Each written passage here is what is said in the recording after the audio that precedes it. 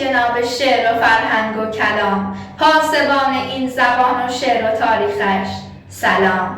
ای که جرفای کلامت شهره عالم شده، شاعری با این زبان بعد از تو اقبالم شده. با تو فهمیدیم هرکول و شزم یا تارزان، بند انگشتن پیش رستم دستانمان. گرچه کل غرب می‌نازند فقط بر ایلیاد، گرچه با تاریخ ما دارند بسیاری عناد، خوب می‌دانیم که ما قوم اصیل آرشیم. در زمان جنگ هر یک زور ده‌ها ارتشیم.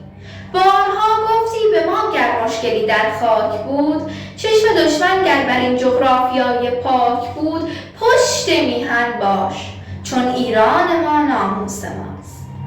پاسبانی از وطن همواره در قاموس ماست. یاد بودت در زمان جنگ ای زیبا خرد، خواب غفلت را ز چشم بی وطنها میبرد. از زبان آرش و شهنامه و تیر و کمان، اجنبی دلسوز ما نیست این خط این نشان.